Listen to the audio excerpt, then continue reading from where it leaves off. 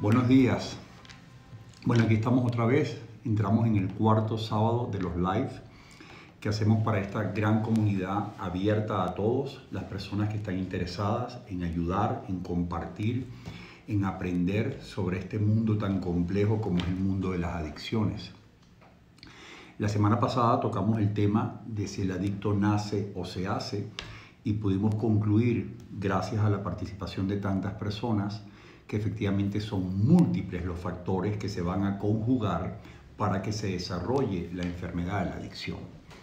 Nuestra intención es que a lo largo de estos lives, que serán todos los sábados, podamos ir complementando, podamos ir respondiendo muchas interrogantes que van más allá de si es una enfermedad o no, si es un vicio o no, si tiene cura o no, sino que es mucho más profundo. Y en el live de hoy, por supuesto, hemos recibido muchas inquietudes, porque las personas que tienen un adicto en casa consumiendo en este momento o en los últimos años, dice, pero bueno, ¿cómo la persona que ha acabado con la familia, que ha desperdiciado el dinero, que es violento, que es agresivo o es desinteresado o sencillamente no le importa a la familia y hace lo que le da la gana y sale y entra y lo destruye todo y no termina nada y es irresponsable? ¿Cómo es posible que esa persona tan perturbadora, tan tóxica, ahora lo llamemos héroe? Interesante, ¿no? ¿Cómo es ese enfoque, no? Y esto me surge a mí cuando, como saben los que me conocen, soy adicto recuperado hace muchos años. No es solo lo que está pasando con el adicto en la casa, sino desde cuándo viene todo este mundo, todas estas emociones, todas estas conductas, a qué responde, qué está pasando en tu casa hoy, por qué ese desastre hoy y cuál es el mensaje que hay detrás que tú puedes aprovechar. Entonces, ¿yo qué tengo? Nosotros tenemos hace 12, 13 años un laboratorio que es esa sala de terapia donde día a día escuchamos historias. En Centro Vistacampo escuchamos historias. Desde los 18 años hasta los 80 y tantos, hombres y mujeres, blancos, negros, ricos, pobres, venezolanos, extranjeros, se sientan allá a compartir por qué creen que están consumiendo. Y también vienen los familiares con su propia versión de por qué consume el adicto. Entonces uno se sienta y observa y dice, caramba, qué interesante estas historias. Porque la familia viene a decir, él es culpable, el adicto dice, yo no sirvo, mira cómo me lo están recalcando, y la sociedad te dice, tienen razón los dos. El adicto es débil, el adicto no tiene voluntad, no tiene personalidad, no tiene carácter, no pone de su parte, entonces es culpable. Y en este juego, el sistema familiar por años sufre un caos sin que nadie lo entienda. Entonces, ¿qué es lo apasionante de esto? Que si tanto ustedes, los familiares que hoy nos están siguiendo, los adictos que nos están escuchando, sean en consumo o sea en recuperación y sobrios, tenemos la oportunidad de tomar la decisión de arriesgarnos. Las familias y el adicto tenemos que arriesgarnos, tenemos que decir, vamos a atrevernos a irnos mucho más allá. No hablemos solo de los últimos consumos, no hablemos del año 2020, no hablemos del 2019. Vámonos atrás a ver dónde comienza toda esta historia. Y entonces, después de mucho pensarlo, de muchas noches dándole vuelta a la cabeza, cuando yo intento decir el adicto es un héroe, ha cometido actos heroicos, es siguiendo la inspiración de Joseph Campbell, el escritor que es especialista en el tema de los mitos. Él dice que un héroe ficticio o una persona real es aquel que en un momento dado necesita apartarse de un ambiente, de una situación en desventaja, se tiene que apartar porque algo le dice que hay algo mejor detrás, que hay otras posibilidades a lo que él está viviendo. Esa es la primera etapa que nombra Campbell. La segunda etapa es un periodo de transformación, de sufrimiento, de complicaciones, de superar desafíos, que es cuando el adicto se va a revelar, va a entender de alguna manera que todo lo que ocurre alrededor lo supera y aquí comienza a consumir. Probablemente en la adolescencia, ya vamos a hacer un repaso. Y una vez que la adicción está activa, que las familias consideran que es un desastre lo que se está viviendo, que el dolor y el llanto invaden todos los días de un hogar, para muchos es un desastre y sin embargo es el mejor momento porque significa que la resiliencia, que la necesidad de cambio, que el grito desesperado de esa familia está anunciando tenemos que hacer algo. Y ahí es cuando llega el adicto al tratamiento. En esa fase del tratamiento, que digamos sería la segunda, él tiene que despojarse de todas sus creencias, de todos sus patrones, se tiene que deshabituar a aquella primera fase y empezar de cero. Y después viene la tercera fase, que llegaremos ahí en este live, que es el regreso del adicto que ha sufrido un cambio de nuevo a casa, lo que se llama la reinserción. Entonces, lo interesante de esta primera etapa es que hasta los 5 o 10 años hagamos memoria. Vamos a atrevernos a todos los que estén conectados, tengan el cargo que tengan el rol que tengan dentro de la familia. Vamos a atrever a irnos para atrás. Vamos a navegar hacia el pasado y vamos a ubicarnos en nuestros primeros años. En mi caso personal, los primeros 5 o 10 años, yo no recuerdo que yo me pudiera expresar. Esos fueron años donde la familia me decían a quién tenía que parecerme, quién era el miembro de la familia en quien yo debía inspirarme, cuál era el futuro que yo debía lograr, hacia dónde debía encaminarme. Yo no recuerdo conversaciones. Yo recuerdo que la situación familiar era de mucho silencio, mucho movimiento, mucha programación. Teníamos un programa perfecto, ideal, de la calle para afuera. Pero no habían conversaciones, no habían comunicaciones. Yo nunca pude expresar qué tipo de deporte era el que me gustaba, cuáles eran mis inclinaciones, por qué me sentía sensible a la poesía, por qué me interesaban los animales, por qué me importaba la naturaleza. Y poco a poco, ese muchacho, como les puede estar ocurriendo a muchos otros, empieza a desarrollar una personalidad porque necesita ser amado, necesita encajar, necesita ser reconocido, necesita tener su puesto en el hogar, garantizarse su puesto en ese hogar. Empieza a actuar y a ser como esperan que él sea. Y entonces llegas a los 10, 11, 12 años y en mi caso la evasión comienza mucho antes que llegara el alcohol.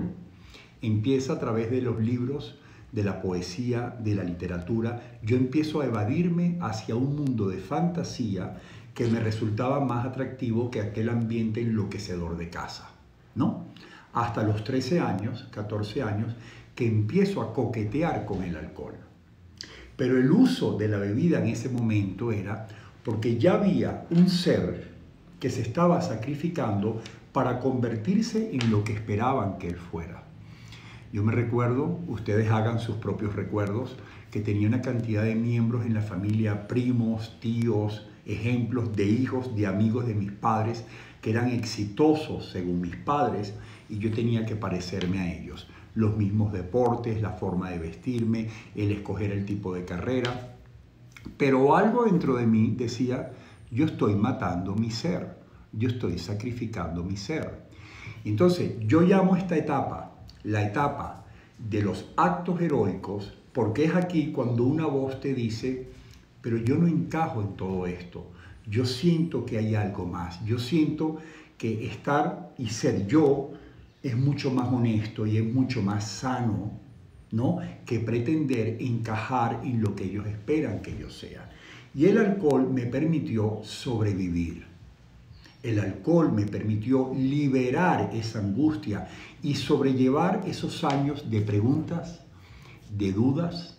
Entras en la adolescencia, ya tu mente te dice, porque te lo estamparon en tu ser, que no eres suficiente, que el resto del grupo se destaca más que tú, que lo que estás haciendo no tiene valor, que no llegas al peldaño de lo que la gente espera, que no te vas a destacar frente a las chicas, frente a los amigos, que no te vas a destacar en el deporte, que no vas a ser un campeón, que tú por naturaleza no eres un campeón, que tienes que hacer muchas cosas para tú lograr serlo. Entonces resulta que cuando llega la adolescencia, ese coqueteo con el alcohol fue cogiendo fuerza y fue cogiendo fuerza.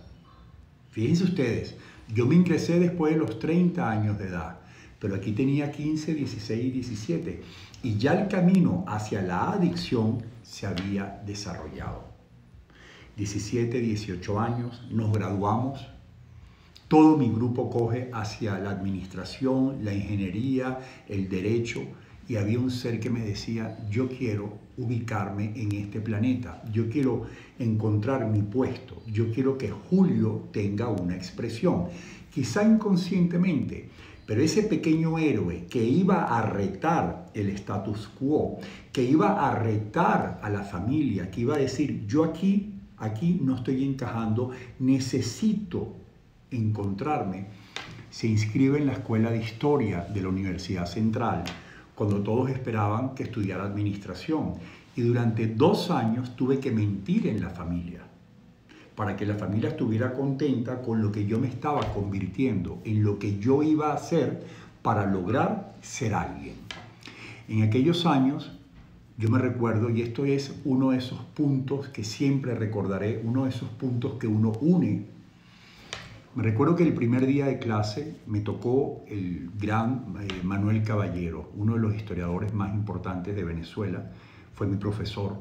Y él me preguntó el primer día, en aquella escuela medio comunistoide, ¿no? del mundo tan particular de la Escuela de Historia, me dijo, ¿y usted por qué está aquí? ¿Usted por qué quiere estudiar historia? Y yo recuerdo que me salió del alma algo que no fue preparado. Y le dije, yo necesito ubicarme, porque la vida que yo hago no es lo que yo quiero. Donde yo estoy no es donde yo quiero. Y las preguntas que me hago no tienen respuesta. Y supongo que la carrera de historia me va a dar una ubicación en un lugar, en un tiempo, me va a decir de dónde vengo y probablemente me ayude a entender para dónde voy. Bueno, yo recuerdo esa respuesta mía que después dije, caramba, ¿será lo que me preguntó Manuel Caballero? Bueno, y ahí arrancó mi vida. El punto es que en ese ambiente familiar sí tenía claro algunas cosas.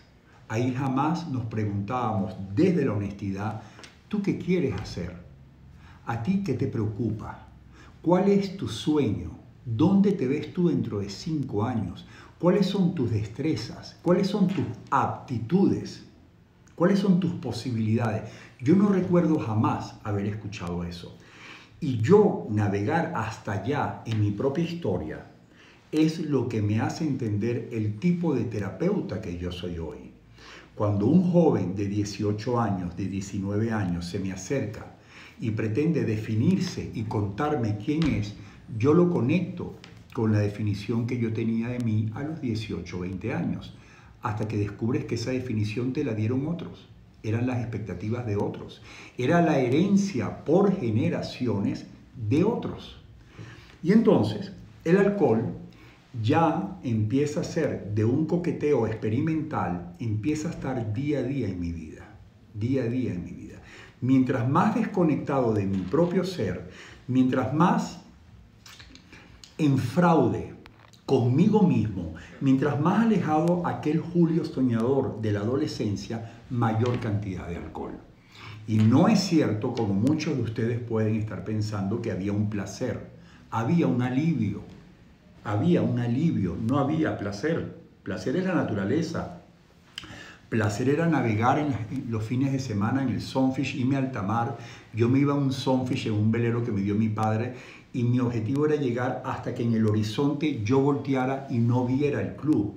No sé qué significaba eso, pero lo más lejos posible. Llega un momento que el alcohol va invadiendo todas las áreas de mi vida, porque estás trabajando en lo que no quisieras, porque estás rodeado de personas y de actividades que no quisieras. Pero hay aquí una ambigüedad.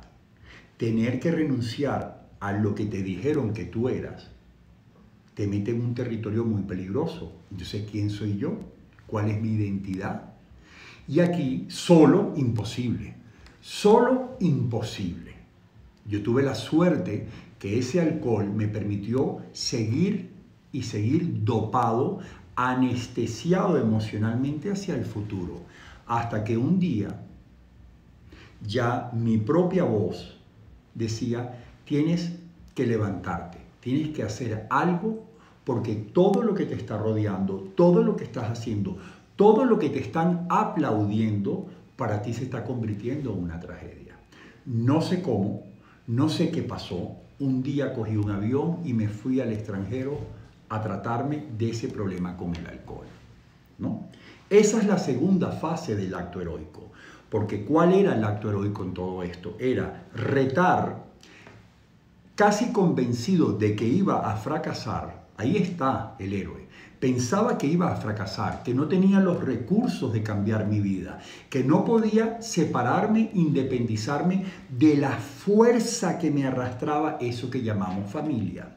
Esas fuerzas que se unen unos con otros, en el cual todos murmuraban hacia mí, todos señalaban hacia mí, Julio, el del problema del alcohol. ¿Cómo separarme de esto y no fracasar? Si toda mi vida busqué la aprobación de ellos, ¿cómo ahora cojo una maleta y me voy de ahí? Ahí empezó a ver. Y de repente recuerdo, así como recuerdo la respuesta que le di al profesor de historia, Manuel Caballero, recuerdo que en el avión, solo, escribí una nota que todavía la conservo. Y decía, yo no regreso a Venezuela hasta que yo descubra qué pasó con aquel Julio. Aquel Julio que yo respetaba, aquel Julio sano. ¿Dónde está ese Julio? Porque el de hoy yo no lo reconozco. Este Julio en el que me he convertido para que me aplaudan, para que me reconozcan, yo no lo valido. No es legítimo, no es honesto. Y en ese momento, sin saberlo, dije, no regreso hasta que yo no me reencuentre. Y ahí me ingreso en un tratamiento que es la segunda fase. Ese tratamiento, si es un buen tratamiento, como tuve el regalo de Dios de poder hacer en La Garriga hace muchos años, se me enseñó a morir y volver a nacer. Eso es un tratamiento, morir y volver a nacer. ¿Qué significa esa frase? Significa que toda la definición que tú tienes de ti, cómo te vistes, cómo hablas, con quién andas, ¿qué crees que te interesa? ¿Qué crees que te gusta? ¿De qué hablas? ¿En qué pasas el tiempo? ¿En qué matas el tiempo? ¿Qué llamas tu ocio? Todo eso lo vas a poner en remojo. A ver si es tu ser, si es tu esencia, si es tu verdad o es la de otros. Y ahí comienza el segundo trabajo. Porque eres tú ahora, ya no te vas a separar de tu ámbito familiar, ya no te vas a valentía. La valentía está en decir, yo me voy a cuestionar, yo voy a tumbar todas las barreras, todas las identidades que me han dado, todo lo que aplaudieron, todo lo que criticaron, todo lo que cuestionaron, todo ese programa ideal que me impusieron, yo lo voy a dejar a un lado y voy a entrar, ahí el tratamiento, en un periodo de silencio. Lo que ahora mucha gente llama meditación, ¿no?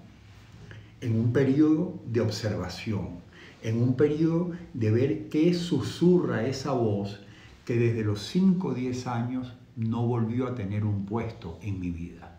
Yo me voy a permitir escucharla de nuevo a ver qué me quiere decir. Y es interesante porque en el tratamiento me decían, deja pasar los días, tú tranquilo, tú duerme, tú come, habla, cuéntanos lo que tú piensas que es la vida. Cuéntanos lo que tú piensas que tú quieres ser. Y poco a poco me fui dando cuenta que mi voz, personal e intransferible, únicamente creada por un poder superior, lo que cada quien llame un poder superior, que era perfecta porque así lo habían creado, empezó a expresarse. 1 mes, 2 meses, 3 meses, 4 meses, el tiempo que hiciese falta. Y de repente dije, caramba, estas no son las personas con las que quiero estar. Esta no es la profesión que yo quiero tener. Esta no es la imagen que quiero mostrar. Y empecé a darme cuenta lo que era importante para mí como persona. ¿no? Pero esto tenía un riesgo. Entre lo que yo creía que yo era y en lo que me iba a convertir, es decir, en mí, hay un periodo que te sientes desnudo. Sientes que defraudas a la sociedad, que defraudas a la familia, por un lado. Pero por otro lado, llega la pregunta en algún momento del tratamiento donde tú a solas, sin testigos, en tu habitación, probablemente con muchas lágrimas en la cara que no te las permitiste durante muchos años, te vas a preguntar, bueno, ¿y yo quién soy? Si no soy lo que ellos me dijeron que yo tenía que ser, ¿yo quién soy?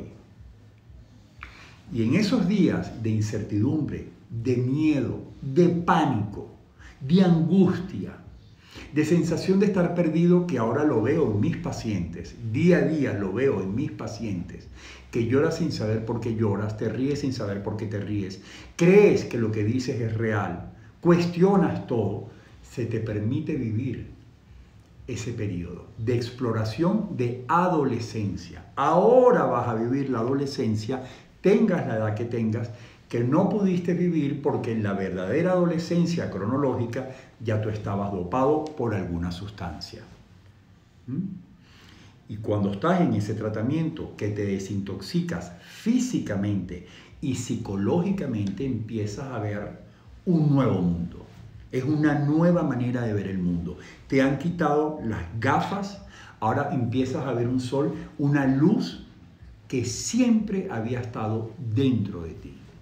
Pero ahora llega el momento, como llega en Vistacampo, que al paciente se le tiene que preparar para la reinserción.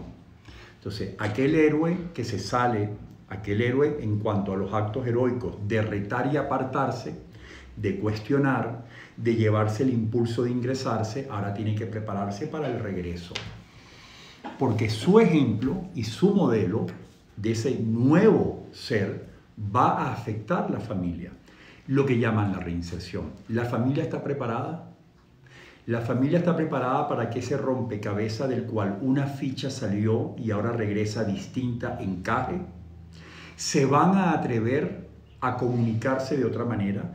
¿Van a permitir que un ser que encontró, que se reencontró consigo mismo, que recuperó todo lo de sí que siempre tuvo, que lo dejó en el camino y ahora lo ha recuperado, tenga voz y voto? ¿Se van a permitir entender que la adicción y el desastre no había nacido en ese adicto, que probablemente venía por generaciones? ¿Está preparada la familia para el ejercicio? Por cierto, hoy quisiera poner una tarea. Recuérdamelo. Siempre es bueno dejar una tarea para la próxima semana, ¿no? ¿Está preparada la familia para las preguntas que el adicto va a hacer? ¿Quiénes somos? ¿De dónde venimos? Esto es una etapa compleja. Nuevamente va a haber asombro, va a haber un desconcierto en la familia. Bueno, ¿y este quién es? ¿Este señor quién es? No tiene nada que ver con aquel adicto que consumía, ahora con este señor que está sobrio. Él tiene preguntas. Abuela, ¿de dónde vienes? Cuéntame tu historia. Madre, cuéntame tu vida. Porque en la casa todo fue un secreto. Dicen los especialistas que la muerte, la idea de la muerte para un niño es menos peligroso que el secreto. Cuando un joven, 5 años, 10 años, su ambiente alrededor es de silencio, ¿no? Porque vamos a preservar a la familia mostrando todo lo bueno del hogar. No nos damos cuenta que estamos gestando, estamos promoviendo un estado emocional que va a estallar. Probablemente va a producir enfermedades mentales, post-traumatic stress, depresión, intentos de suicidio o adicción. Porque ese joven en ese ambiente va a cargar con una cantidad de traumas que han traído sus padres al hogar, que nunca se los han trabajado. Y es una etapa muy bonita porque cuando yo salgo del tratamiento empiezo a hacer preguntas. A los familiares que todavía estaban vivos, yo quiero que tú me cuentes la historia familiar, que me hables de mi madre, que me hables de cómo le afectó a mi padre perder a su familia en la Guerra Civil Española. ¿Qué significó para él quedar huérfano de su padre? ¿Qué significó venirse en un barco a América a buscar un futuro que se lo habían quitado? ¿Qué significó pasar hambre? ¿Acaso ese muchacho que llega a La Guaira de una guerra, asustado, desnutrido, tenía las herramientas para ser marido, para ser padre? Son reflexiones que hay que tener. Y a mi madre tuve la oportunidad de preguntarle en algún momento, pero ¿por qué aquí no se habla? ¿Por qué no me preguntas cómo estoy? ¿Por qué yo no sé tú de dónde vienes? ¿Cómo fue tu historia? Y me recuerdo una vez que me dijo, bueno, probablemente porque los 15 años, los 10 o los 20 años que estuve interna en Suiza, siempre fue lo mismo, siempre estuve con las monjas. Ya eso era una respuesta. Estaba preparada para ser madre, estaba preparada para ser esposa. La junta de ellos dos iba a crear un ambiente sólido para darle seguridad a sus hijos, o realmente aquí había un grupo de personas que en algún momento se iban a resquebrajar. Entonces, todas estas reflexiones tenemos que hacerlas hoy en día. Los que nos están oyendo que tienen hoy un adicto atormentando la casa, tienen la resiliencia, la recuperación está activa. Es un motivo de alegría, es un motivo de oportunidad darnos cuenta que ese marido que está acabando con todo, ese hijo que se rebela, que está consumiendo, que rompe las pautas, que no cumple con nada, está transmitiendo un mensaje, está explotando, está sacando para afuera una cantidad de situaciones que no solo no las entiende, sino que fueron heredadas. Hoy, todos los que nos están siguiendo tienen la oportunidad de voltear alrededor en este confinamiento planetario y decir, estos miembros que me rodean, ¿qué papel cumplen en mi vida? Esta hija, ¿yo qué sé de mi hija? ¿Yo qué sé de mi hermana? Yo tengo una hermana que vive conmigo. Yo tengo un sobrino que vive conmigo. Yo nunca le he preguntado, Luciano, cuéntame tu vida. Yo quiero escuchar tu versión de tu infancia, de tu adolescencia. ¿Por qué trabajas en lo que trabajas? ¿Qué llamas tú el éxito? ¿Hacia dónde vas? Para escucharlo y poder entender de dónde vienen sus ideas, de dónde vienen sus propósitos, si es que tiene algún propósito. Entonces, cada uno, porque no estamos hablando de la historia de Julio González, cuando yo me siento en terapia, son cientos de historias todos los días de mi vida durante años, incluido 31 de diciembre, donde me siento a escuchar tú quién eres. Y apenas pregunto por las historias, empiezan todos a llorar, porque no nos atrevimos, no tuvimos el coraje, ni el terapeuta, ni el paciente, de llegar tan lejos, porque implica remover dolor. En estos días un muchacho me decía, es que yo a tal edad me juré no volver a sentir. ¡Wow! ¡Wow! Yo me prometí no volver a sentir, yo me prometí no volver a hablar. Y yo le decía, ¿y cómo te fue en el silencio? Y empezaba a llorar. Por supuesto, se tuvo que escapar a través de la sustancia.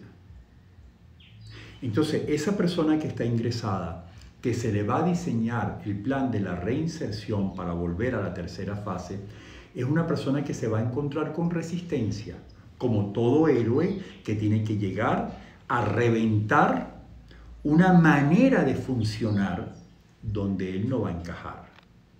Y si las familias que nos están oyendo, que están hartos, que están cansados, que no saben qué hacer ya, transforman, él es culpable y yo siento vergüenza, él es culpable, nosotros nos sentimos mal, la sociedad dice que él es, que nosotros somos, y se permite decir, no vamos a emitir juicios, vamos a observar.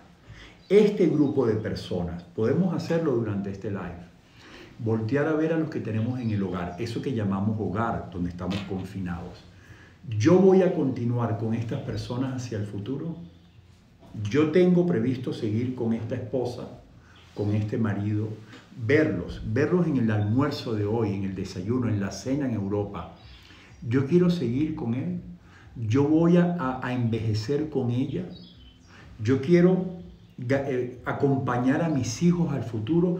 Yo quiero convertir a este grupo de personas en mi equipo para disminuir dolor y sobre todo adicción en las próximas generaciones.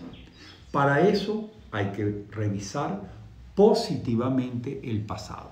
Lo que estamos haciendo en este live es invitarnos todos hoy a desvelar positivamente el pasado, no a buscar culpables, circunstancias, traumas, que dijimos vamos a silenciarlos, no se va a hablar de esto porque eso va a preservar a nuestros hijos, haciendo un efecto contrario.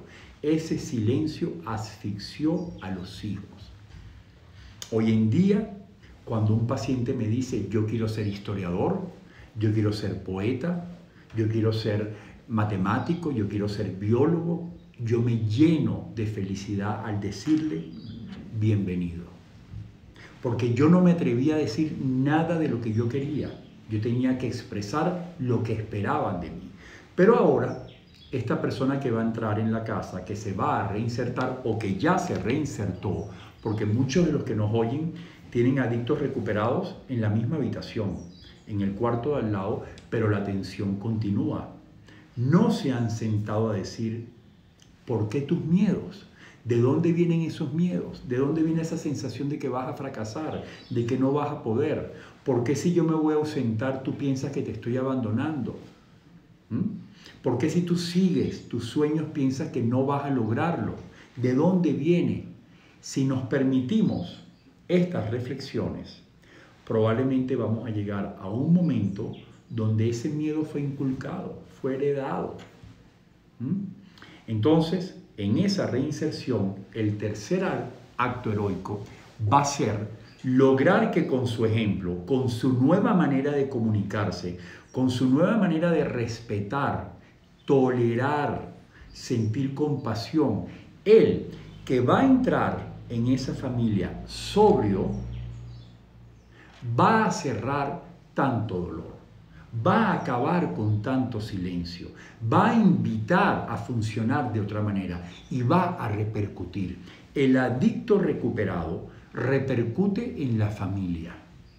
Miren, cuando yo abrí Vistacampo en el año 2008 en Venezuela, estamos en Venezuela, abrimos el centro, yo decía, ¿cómo es eso de que mi vida ahora sobrio va a repercutir?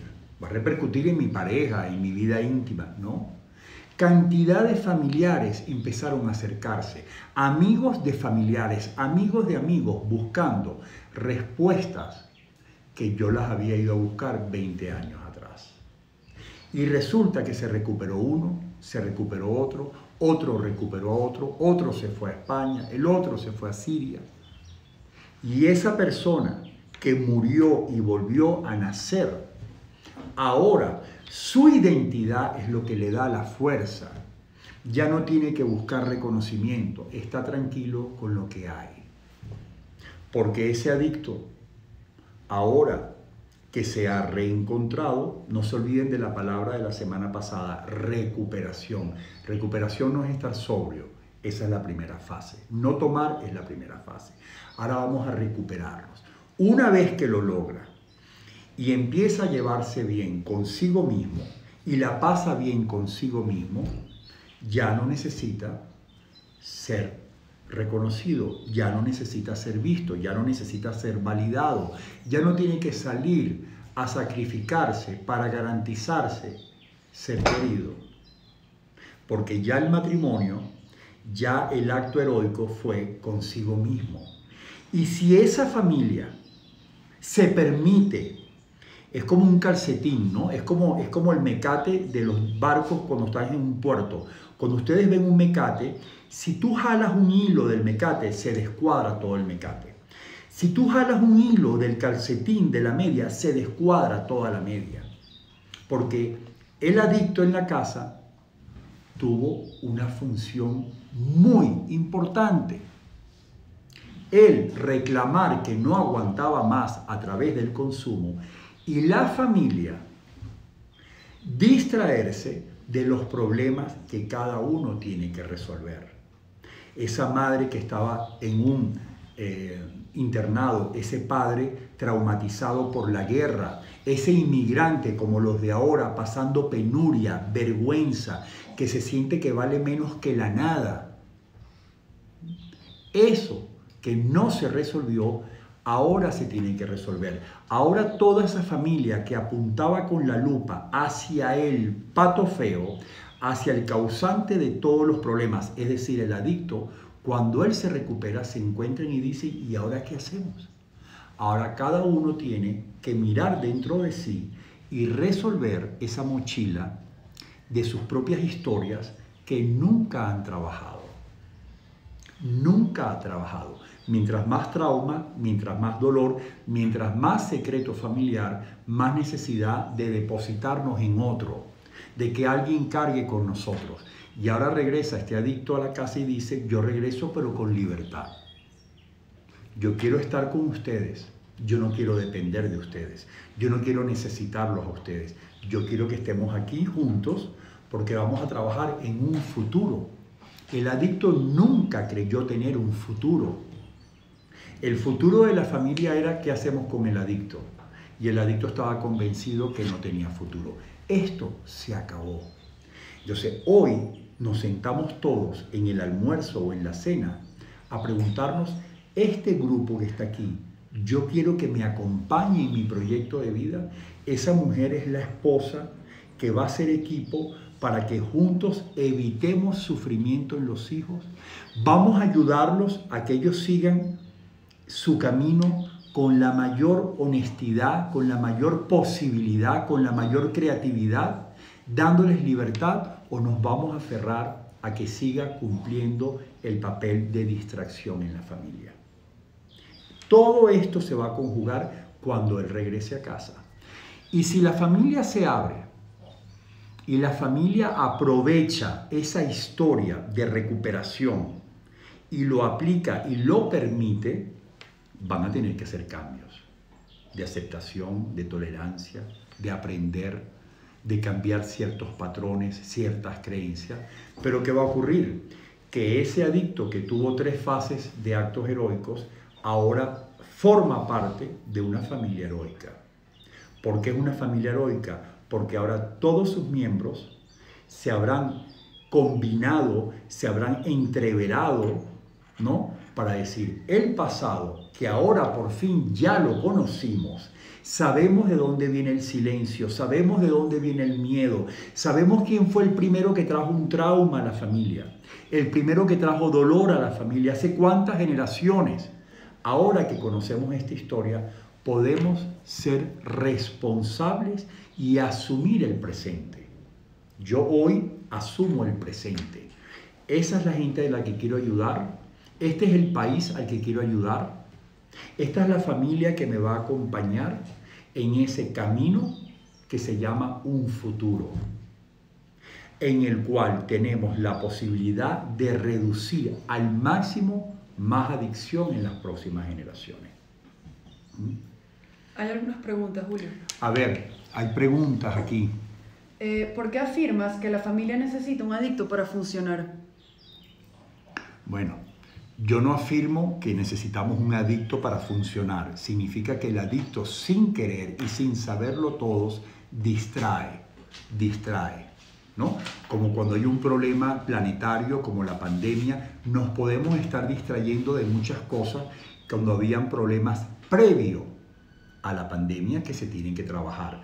Cuando la familia consigue lo que coloquialmente se llama el chivo expiatorio, es la perfecta oportunidad para que todos nos comuniquemos hablando del chivo expiatorio.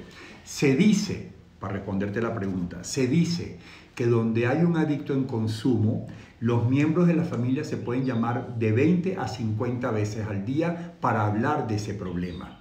Cuando el adicto se recupera, se pueden reducir las llamadas a 1 vez o a 2 veces a la semana. Es decir, va a haber una recuperación y se le va a dar libertad a los miembros de la familia. Pero el chivo expiatorio no va a continuar con ese rol, con lo cual el trabajo doloroso, pero sanador, de que cada miembro trabaje en lo que tiene pendiente, es doloroso, es difícil, pero es sanador, va a permitir la recuperación. Y por ejemplo, pregunta una mamá, que ¿cómo hago con mi hijo si él está a distancia? O sea, ya no vive conmigo y sé que tiene problemas con drogas. Distancia refiriéndose a otro país.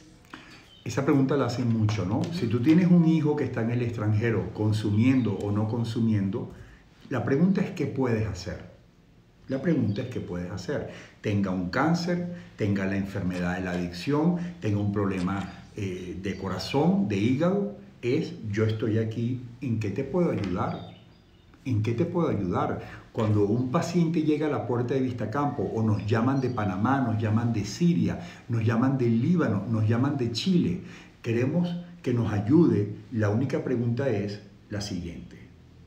Tu hijo en el extranjero considera, escúchame bien, no que tiene que dejar la droga, eso vendrá mucho después, considera que algo está funcionando mal. Esa es una pregunta. Hijo, marido, esposa, sobrino, ¿tú quisieras cambiar tu vida? ¿Piensas que hay algo que funciona mal? Tú tienes que indagar a ver si él considera que necesita ayuda. Porque si piensa que no, el trabajo es difícil. Pero si te dice, sí, tengo una ambigüedad, pero hay algo en mí que yo quisiera cambiar, es tu oportunidad. No de reclamarle, no de recordarle que no sirve, no recordarle que es un drogadicto que no sirve para nada. Es la oportunidad de decirle, lo que tú estás viviendo debe tener una causa. Yo quiero ayudarte a encontrarla. ¿Por qué necesitas una sustancia? Para evadirte de una realidad.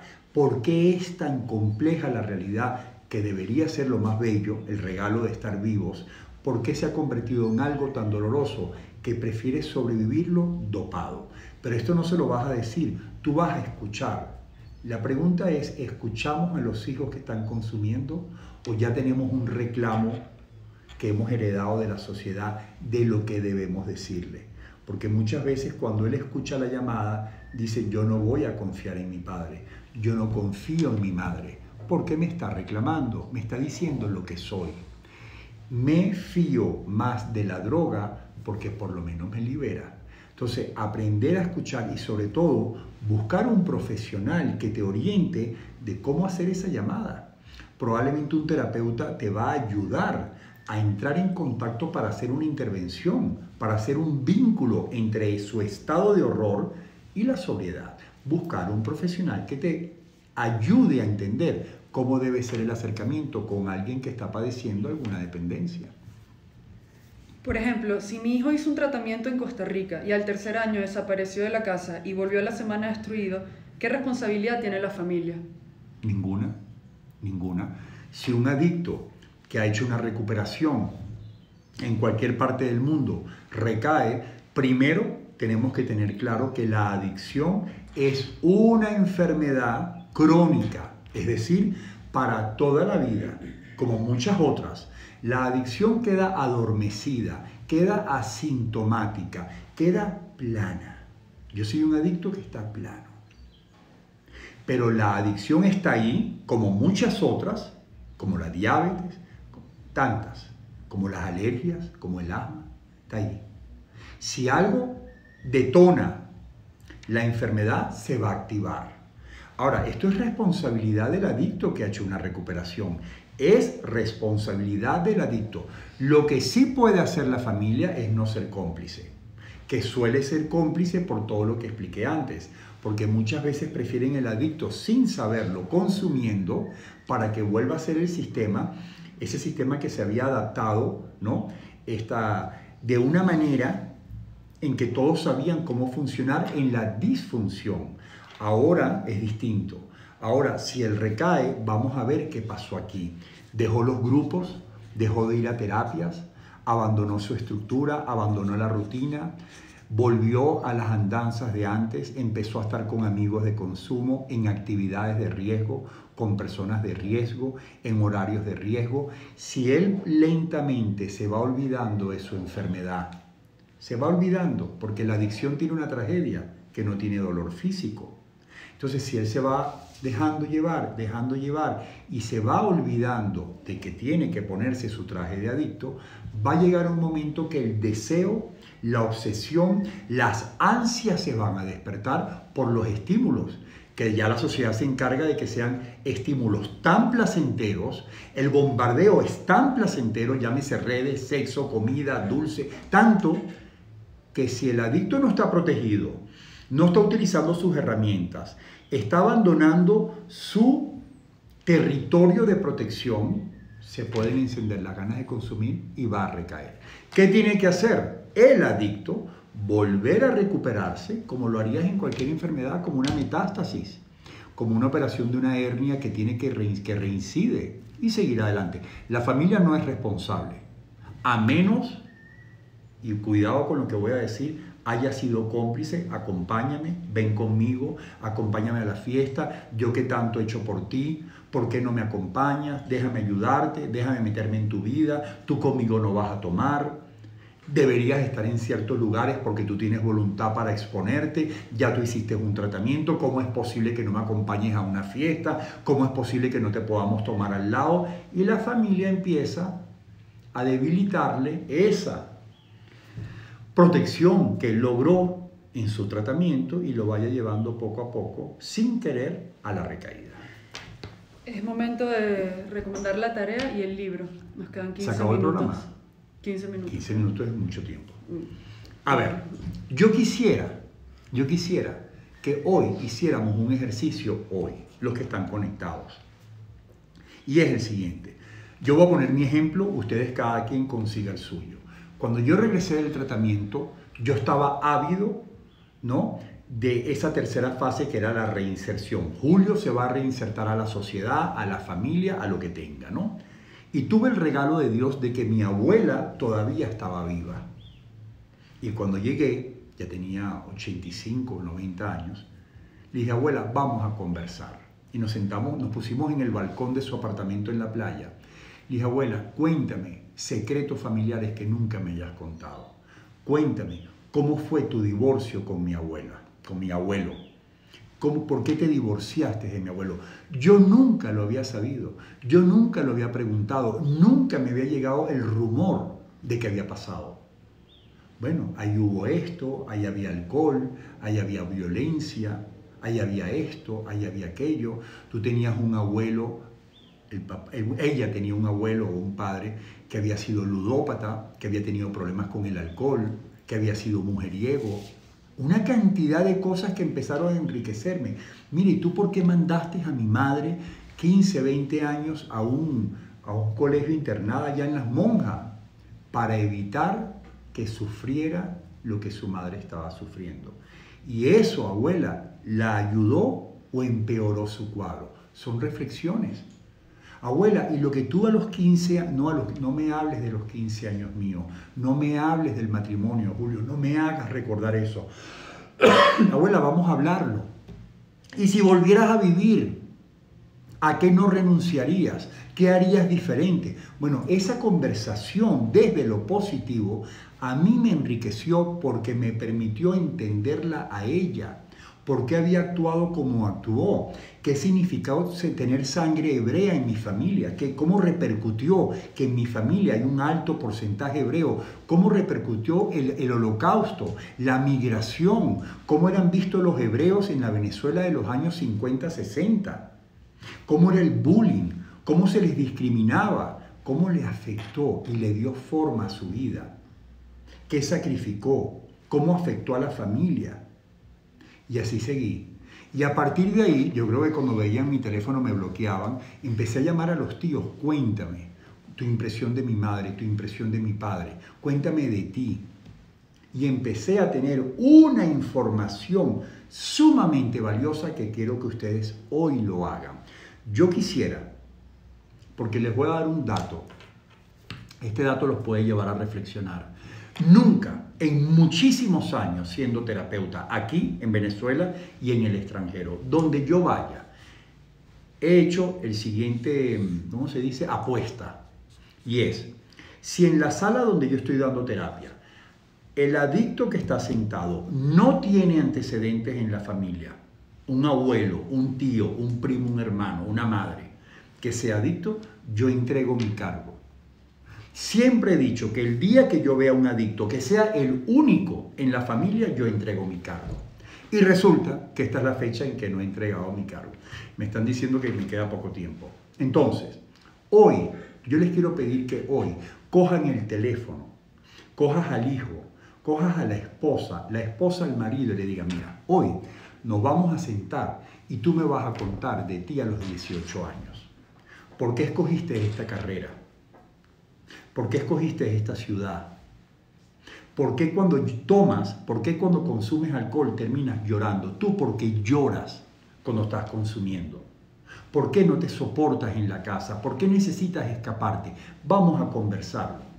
¿Qué tal la relación con tu padre? ¿Qué tal la relación con tu madre? Y vamos a empezar a ver que solo contando su historia, que nunca la contó porque permaneció en el secreto familiar, se va a liberar, se va a liberar. Y vas a ver cómo en la medida, como lo hago con mis pacientes, porque este terapeuta que está aquí lo es porque aprendió a entender una época de su vida que lo hace responsable de la actual y le tiene muy claro su misión en la vida. Mis pacientes es, cuéntame hoy, lo que no le hayas contado a tus padres, lo que nunca haya sabido tu novia, cuéntamelo. ¿Qué es? ¿Cuál es el secreto que más te asfixia? Y tú verás que a partir de ahí, de esta tarea que le iremos hablando, mándenme el feedback, mándenos cómo es el resultado. Cuando tu abuela te diga por qué tu madre era de esta manera, por qué tu padre era de esta manera, por qué no se comunicaban, por qué no compartían un evento familiar, por qué la obsesión de hacer dinero, por qué todos trabajando para hacer dinero para un futuro cuando no conocemos el pasado. Y vas a ver que esto libera. ¿Qué debo hacer? El libro. El libro. Yo recomiendo lecturas durante este confinamiento porque pienso que es el momento de hacer lo que decíamos que no podíamos hacer, entre otras leer.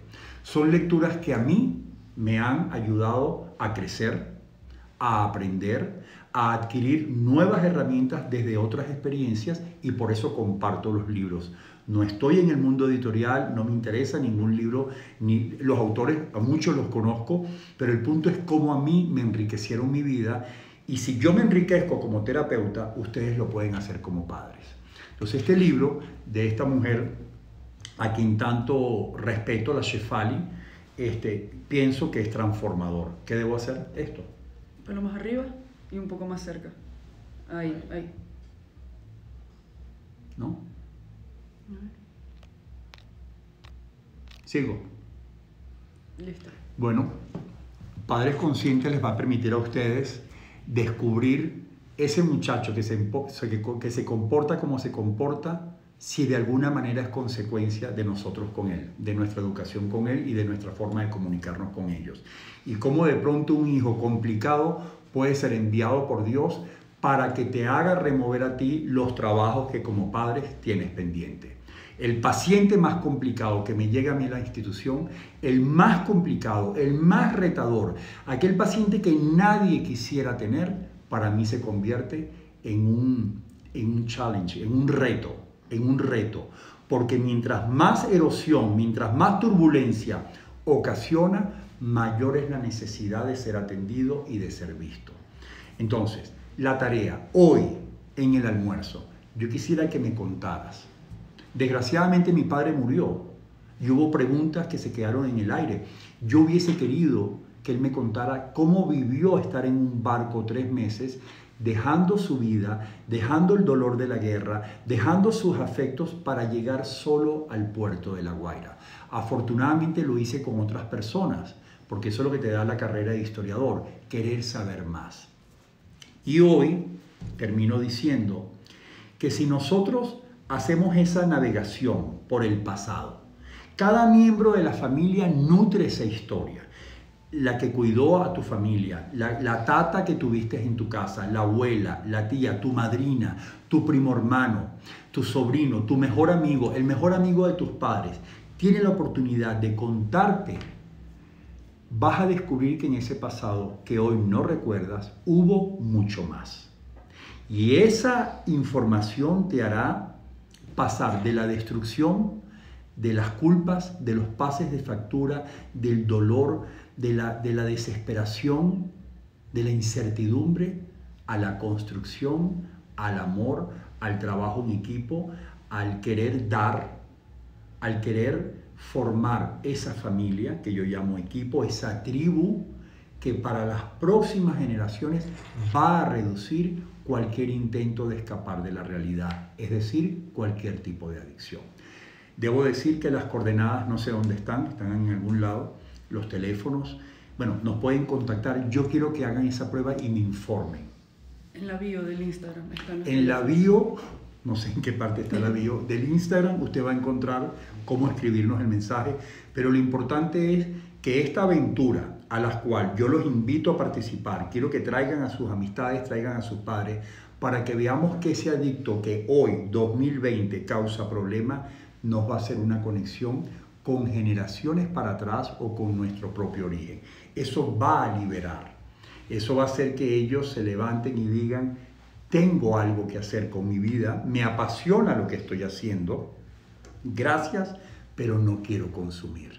Y el día que uno dice, con este vaso de agua, ¿no? Muchas gracias, cuando le ofrezcan la droga, pero yo no quiero ausentarme de lo que la vida me está presentando hoy, ese día se habrá acabado el mundo de las adicciones. Encantado de haber estado con ustedes, espero que se haya conectado alguien, no lo puedo saber. Manden sus mensajes que los vamos a tomar nota de ellos, los vamos a ir respondiendo y Dios mediante hasta el próximo sábado 10 de la mañana. Gracias. Listo. ¿Mm?